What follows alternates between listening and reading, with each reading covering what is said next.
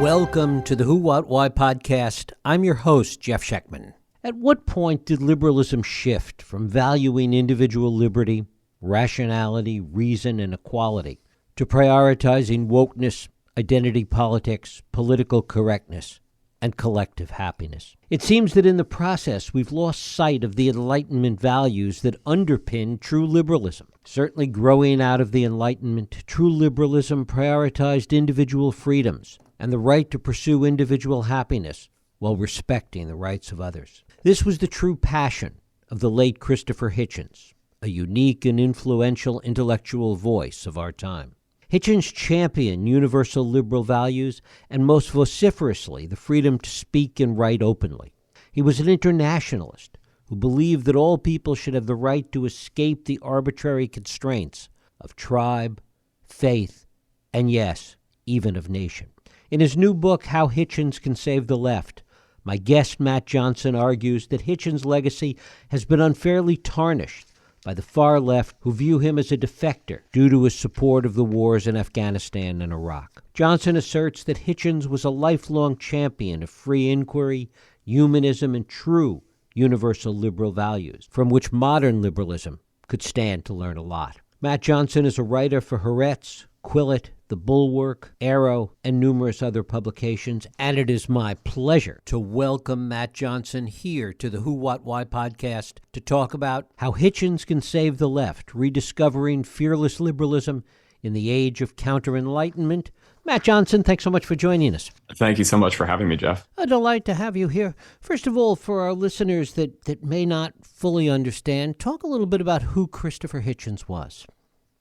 Hitchens was an Anglo-American journalist and author who moved to the United States in the early 1980s.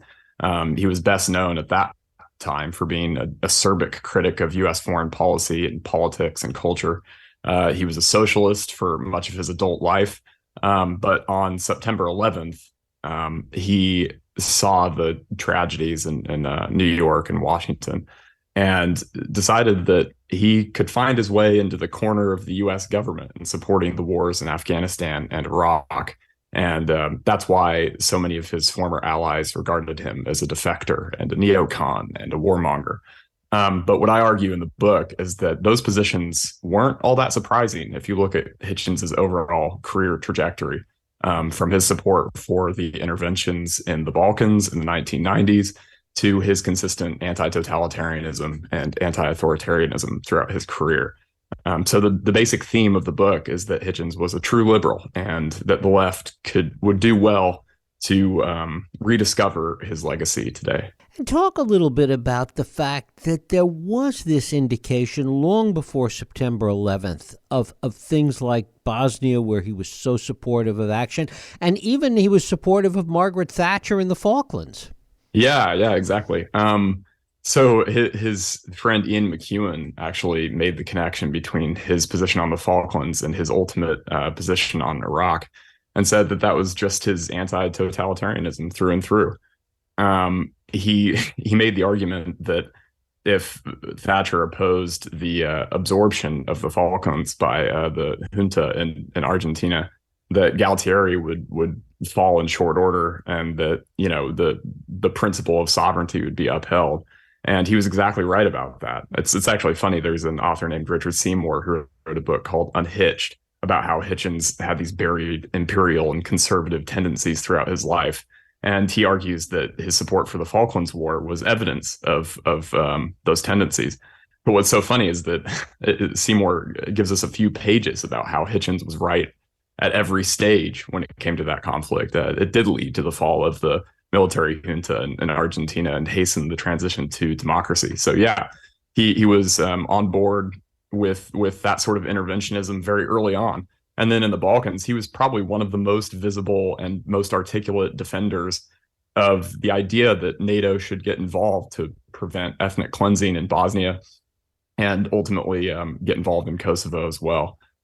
So these tendencies were very clear. If you read some of the work he did, particularly an essay in, I believe it was 1993 or 94 in Boston Review, about how the left shouldn't take its anti-imperialism too far. The left shouldn't regard what was happening in Bosnia and the rest of the Balkans as this sort of like example of American and NATO power projection. It was actually a humanitarian conflict. And I think that realization really did change his trajectory. And of course, all of this begs the question of what he might think about the situation in Ukraine today. Yeah, I mean, you can never speak for the dead, but Hitchens was very clear about what he regarded as Russian chauvinism and imperialism and aggression. He was clear about what he thought about Putin's war in Georgia, about his efforts to meddle in Ukrainian democracy. This was long before the invasion and annexation of Crimea.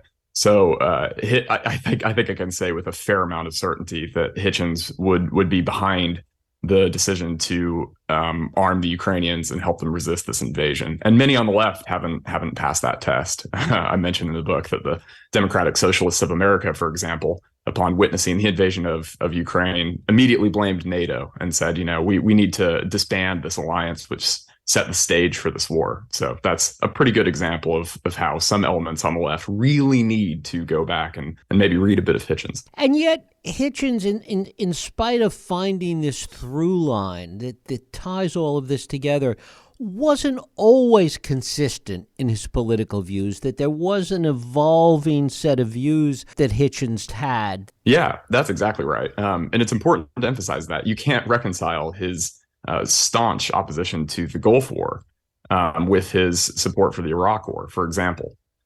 He at the time he regarded the Gulf War as sort of an imperial power play and a classic example of the United States pursuing the sort of realpolitik that it had always pursued in the Middle East. And he later had to admit that he was wrong about that, because his core reasons for the invasion of Iraq were humanitarian. I mean, he constantly talked about the genocide against the Kurds, Saddam Hussein's aggression against his neighbors, and just the horrific repression of the Iraqi people. But those arguments would have been all the stronger in the early 90s during the Gulf War, because the Anfal genocide in Iraq had just occurred, and Saddam had just waged a pointless 8-year attrition war with Iran. So yeah, he definitely did evolve over time. And talk a little bit about his evolution in terms of his domestic views and how he saw liberalism and what he saw happening to liberalism and the liberal experiment in America and in Western Europe. Yeah, the word liberalism is an interesting one when you look at the arc of Hitchens's career. He originally had a lot of contempt for it. He viewed it as this sort of insipid and spineless form of politics, which is why he always declared that he was a socialist. He actually said that the fact that Brian Lamb, whenever he would go on his show on C-SPAN, would ask, "Are you still a socialist?" He may have called himself a socialist for a little longer than he otherwise would have, just to not give Brian Lamb the satisfaction of finally saying, "No, I'm no longer a socialist." But I think he was coming around to the concept of liberalism as an affirmation. This is one of the core themes of the book, and it's why it's in the subtitle of the book. He regarded it as an end in itself by the end of his career. He was more focused on the threats to liberal democracy and liberal values that were permeating the culture than a specific ideology like socialism. And it was really by the turn of the century, he was already moving beyond socialism and toward a more affirmative liberal position. But it is an interesting transition for him. And I actually mentioned the difference between his attitude toward Bill Clinton, which was as hostile as it could possibly be in the 1990s, and his support for Tony Blair, actually fairly early on. He was a staunch supporter of Blair for sticking with the United States in Afghanistan and Iraq, but he also believed that Blair was upholding liberal principles when he urged intervention in Kosovo and got Britain involved in Sierra Leone. So I think he regarded Blair as sort of a classic liberal type. But if you would have told the Hitchens of the early 1980s that this guy who is sort of now seen as just a paragon of the neoliberal establishment would eventually be this politician he really admired, I think he would have been shocked. And why his dislike, and that's probably putting it too mildly, towards Bill Clinton? Yeah. certainly. He said early on that he saw or he thought there was something completely hollow at the center of Clinton. I think that's something he said in an interview, right after Clinton was elected. He thought Clinton was a manager and an operator, and as he put it in the subtitle of his book, "No One Left to Lie to," a triangulator. He thought he had no ethical or political core. So, and that really was the nature of triangulation, which was Clinton's sort of electoral and political strategy, just to take the best ideas from the other side and fuse them with your own ideas and sort of get as many people in the middle, as many people who are close to your position on the right as possible. And I think that's why, Clinton was known for welfare reform, which was seen as a giveaway to the right wing. And that's something Hitchens really despised at the time. And then there were specific episodes that Hitchens was really horrified by. Clinton's decision to go back to Arkansas and oversee the execution of Ricky Ray Rector really horrified Hitchens. He regarded that, because he said that Ricky Ray Rector was essentially this lobotomized individual who didn't even know what was happening to him.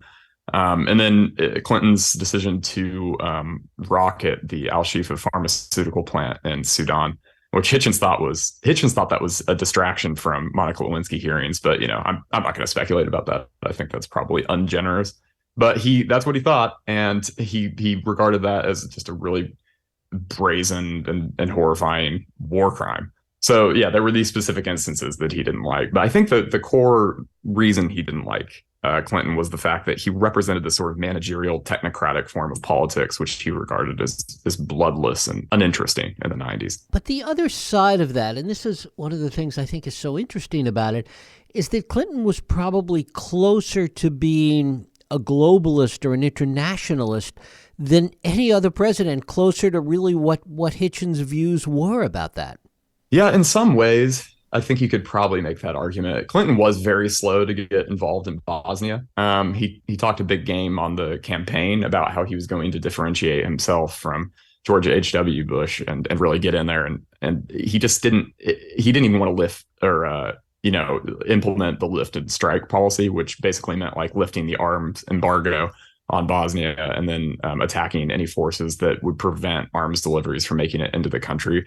So I think Hitchens saw that, and that really upset him. But it is true that Clinton ended up coming around to the war, and he sent Richard Holbrooke to negotiate the Dayton Accords. And I do think he was trying, along with Blair, to construct something like a post-Cold War international order. I mean, NATO was in the process of expanding. The EU was founded. The modern EU was founded in 1993. This was a period of remarkable international integration. And I don't think Clinton was by any means opposed to any of that. I don't think Hitchens ever would have sort of come around to Clinton. It just seems completely inconceivable. But Hitchens was extremely critical of Francis Fukuyama and the whole end of history thesis. And in the book, I mentioned the fact that I find it interesting that he was so hostile to this thesis because, it's informed by Hegelianism, which of course Marxism is also informed by, and the sense of historical mechanics and progress, which Hitchens always had some affinity for. So I don't think he would have become a Fukuyamian either. He was very critical of Fukuyama, but I think he sort of misunderstood that thesis. And yeah, I think just the sort of international order as it exists now and as it was crafted in the 90s was something Hitchens reluctantly came around to. So what he would have said about its evolution over the past 15 years is anyone's guess, but I think he was becoming more sympathetic. He was in favor of globalization, but not necessarily in the way we think about it all the time. It wasn't just economic globalization. It was more political in terms of the structure that he saw. Yeah, exactly. He actually made that connection explicit several times. In Letters to You, I'm Contrarian, for example, he said if we're going to have the globalization of production and economic development, then we should also have the globalization of human rights and something resembling international justice. So he thought that was the next radical stage. He thought, and I really have a lot of sympathy with that argument. I mean, that's, to me, the utter hostility toward institutions like NATO on the left it's not baffling. I mean, it's understandable. If you're in the opposition, it's kind of difficult to or you regard yourself as in the opposition, it's kind of difficult to be sympathetic toward a massive military alliance, But at the same time, I just think that if you do believe in internationalism, we have these institutions that work pretty well. The EU is one, and NATO is another. And I think both of those institutions are much more functional and much more successful than the United Nations. But I think a lot of people on the left sort of tend to have more sympathy for the UN than NATO, which they regard as this, military colossus. I mean, look at what Jeremy Corbyn had to say about NATO. Right. You can only imagine if he had been prime minister when the invasion of Ukraine happened, we'd be living in a different world. Talk a little bit about the Orwellian influence on Hitchens. It was very substantial. One interesting thing about Orwell is the fact that he had what Hitchens regarded as these conservative tendencies. He was such a radical, and he was a radical until the day he died, and a socialist until the day he died. But at the same time, he appreciated the power of patriotism and national loyalty. He was kind of a traditionalist in many senses. I think he was definitely Republican and didn't have much respect for the monarchy. But he was amazed at the ability of the British people to come together in times of adversity.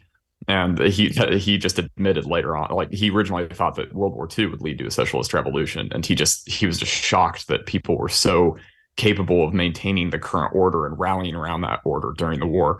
And I think that sort of like clear-eyed understanding of how people actually are in the world was something that Hitchens took away from Orwell and really valued in Orwell. Hitchens said that he had what he regarded as a similar upbringing to Orwell. And so when the time came to start sculpting his own views and his own approach to radicalism, I think it was Orwell's really fundamental principles. I mean, his hatred for totalitarianism in the Soviet Union at a time when a lot of people on the left were apologists for it, and his absolute commitment to free speech and all these other components of Orwell's career were the ones that really carried over for Hitchens. And he just provided a radical template that Hitchens followed in many ways, and he was always careful to say that, despite the fact that some people would occasionally compare him to Orwell, that was a ludicrous comparison.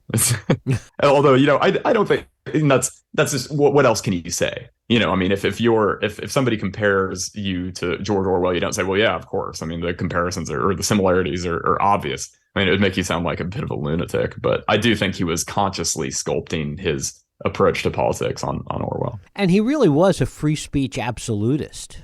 Yeah, he was. I've had a lot of cause to think about that lately, because I think in some ways just saying free speech all the time and for everyone is a limited argument these days. I mean, we live in an era of algorithmically boosted speech. And I have to wonder what Hitchens would say about like Alex Jones sort of abusing the families of murdered children at Sandy Hook. What would he say about Twitter's decision to like ban that guy?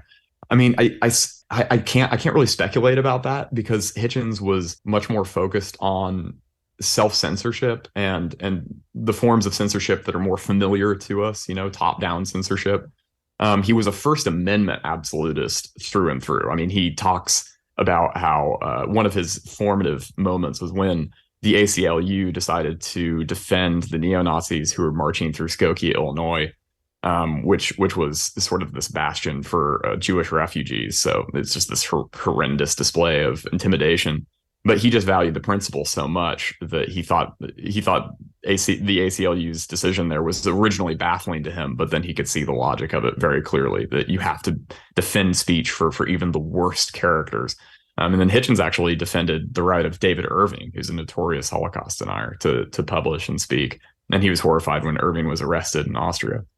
But yeah, I don't know how he would have engaged with the core debates that we're having about free speech and the era of social media now. I do think that his main insight, and it's why I opened the chapter on free speech with Orwell's originally suppressed introduction to Animal Farm, in which he talks about how the most pernicious threat to free speech in Western democracies, where we don't have much top-down control or totalitarian control of speech, is self-censorship. And that was something Hitchens was always very good on. And it was an extension of how he thought independently.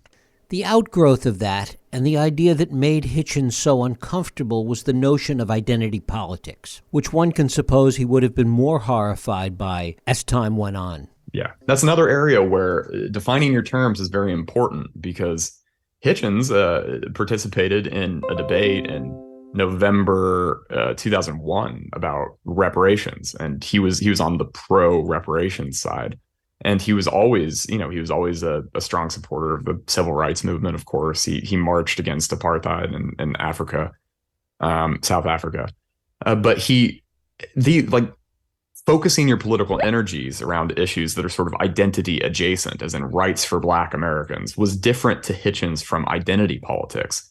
To him, identity politics was the sort of assertion of identity-based authority. I am X, Y, or Z. Therefore, I should have a public platform to say X, Y, or Z. So that's what he was really critical of. And he would say things like, anyone who begins a sentence with speaking as if that's some badge of honor, and then starts talking, should immediately be distrusted. And so and you look at the way identity politics is manifesting itself today, and I think Hitchens would have been really quite alarmed when Bernie Sanders said, I think we should judge political candidates on the basis of their ideas and principles rather than their age or their sex or their race. I mean, he really did get into trouble for saying that during the primary in the 2020 election. And so I just think Hitchens would have seen that sort of thing and said, well, I mean, that would have been a radical and progressive principle, in the time of the civil rights movement. It's the sort of thing that Bayard Rustin thought.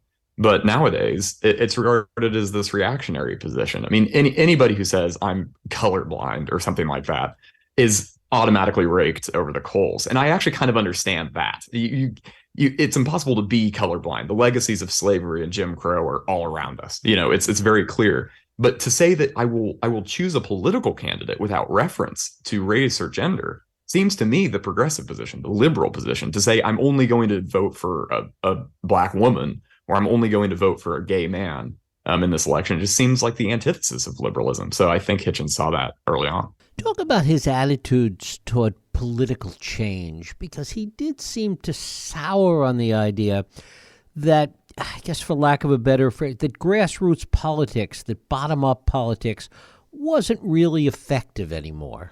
Well, yeah, and that was sort of the criticism that he always received from the left, was that he was supporting in Iraq a revolution from above, which is the sort of thing that many on the left would always have been suspicious of in the 60s and 70s. And I do just think that what Hitchens came around to was the fact that there are these international realities, there are these political realities that you cannot get away from. Instead of just denouncing NATO as an imperial colossus and saying, let's build this whole thing from the ground up again, you have to work within that institution and say, okay, NATO exists. It's not going anywhere. There's a genocide happening in Bosnia. What can I do to prevent that genocide from happening? Well, I can lobby NATO. I can lobby the US government to get involved. So that was the form. Instead of just trying to wash your hands of the whole thing and saying, let's just create a perfect socialist utopia where we don't need a NATO. Well, that world's not coming around anytime soon. And I think Hitchens, just his suspicion of that sort of radicalism. I mean, at one point in his memoir, he says that that sort of view that human beings can be remade from the ground up has built and populated, many prisons around the world, and it often ends up burning human beings as the waste products of these failed ideological experiments. And I think he just had a healthy suspicion of anyone who was too utopian.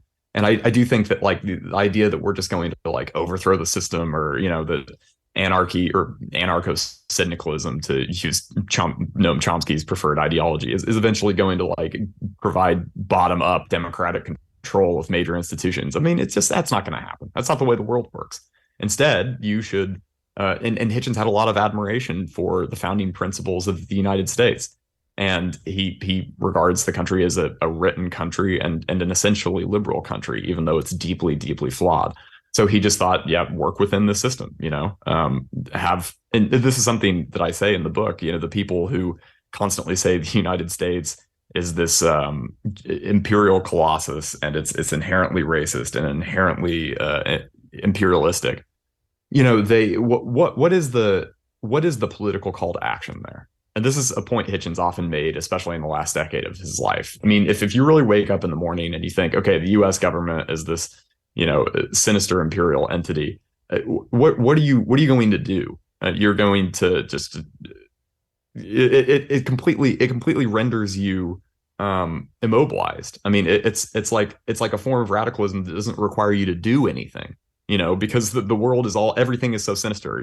Everything's run by these bureaucrats in Brussels and by these monsters in Washington D.C. and then you can just kind of like find your way into some quiet corner and pump out radical polemics all the time. Well, Hitchens wanted to get in there. He actually wanted to change the world, and so I think that informed the way he approached politics in the last 20 years of his life, and the way he approached his attitude towards religion and organized religion in particular. Yeah, some readers might regard that as a bit of an omission in the book, because I just don't talk that much about his religious views, primarily because I think he just said everything himself as well as it could be said. I don't think I need to relitigate, or I don't think I need to relitigate his arguments. And God is not great. If you want to know what Hitchens thought about religion, read God is Not Great. Watch one of the many debates that are out there on YouTube. But I did mention religion several times, but in a political sense. I mean, Hitchens regarded religion as this tremendous force multiplier. I mean, if you look at the Israel-Palestine conflict, some of us think it's self-evident that very strong religious claims on either side are making the situation more intractable.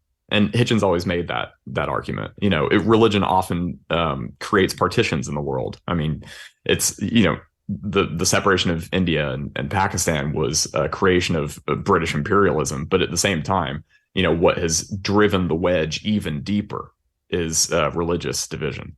So I do think that it intersects with many of my other arguments about Hitchens and his relevance. But yeah, if you want to know what Hitchens thinks about God, I'd read Hitchens. Yeah, I mean, one of the things that's so interesting about it is not that he wasn't clear, as you say, about his attitude about religion, but that in some ways it overshadowed some of his other work later in life. Yeah, it sort of did. It became, as I think there were a lot of people who now know Hitchens only as that new exactly. atheist chap. And I don't think, and even the people who are familiar with Hitchens's politics just look at the very familiar and, in my opinion, tedious narrative of, radical to neocon. And I just think that's a really silly oversimplification. And his views on religion were such a major part of his life and his output and his last 10 years. So I think it's understandable that that's where a lot of people discover him. But I really do think his relevance today is much more bound up with his positions on universalism and the idea of global governance and the idea of interventionism, which has just become so much more relevant after the Russian invasion of Ukraine. So and then just everything else that we've talked about, his commitment to free speech and his, the fact that he urged people always to say what they actually think, to do justice and let the skies fall. These in an era of substackification of our intellectual lives and of social media mobbing, and I don't want to get too boomerish on you, but safe spaces on university campuses and this sort of like this crippling fear of speech that people don't like. I just think Hitchens' example is valuable across the board. And I actually think the stuff that deserves a resurrection is really his political work after the Cold War. Also, whether or not Enlightenment principles still have any value today.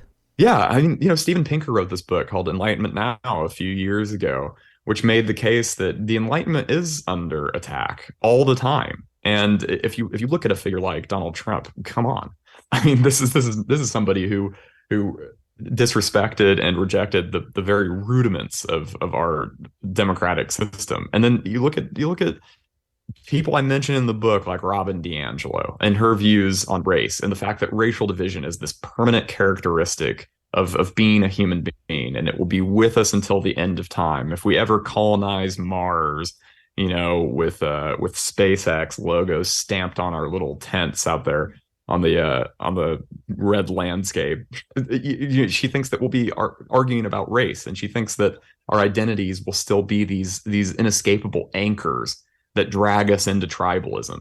And I think any humanist like Hitchens and any radical like Hitchens, who had a respect for human potential and for real liberal values, would regard that as this just really depressing and bleak view of what human beings are capable of. I mean, a lot of people aren't their politics isn't anchored to their identity. A lot of people actually have fundamentally progressive views about how the species can become more integrated, less tribal.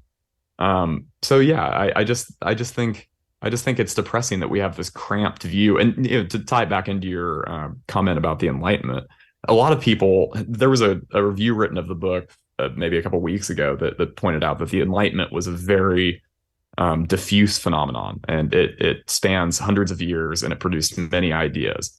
I mean, you can certainly make the case that Marxism is an Enlightenment philosophy, and there are a lot of philosophies that spun out from the Enlightenment. But what I argue in the book is the simple fact that there were certain themes of the Enlightenment.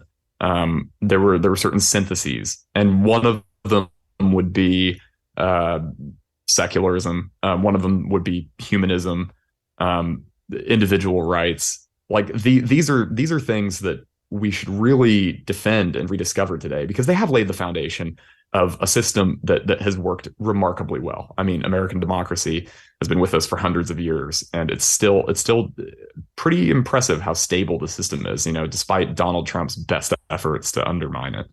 So yeah, those would be a few of the arguments that Enlightenment principles are still relevant today. Matt Johnson, his recent book is How Hitchens Can Save the Left, Rediscovering Fearless Liberalism in an Age of Counter-Enlightenment. Matt, I thank you so much for spending time with us here on the Who, What, Why podcast. Thank you so much for having me, Jeff. It was a lot of fun. Thank you. And thank you for listening and joining us here on the Who, What, Why podcast.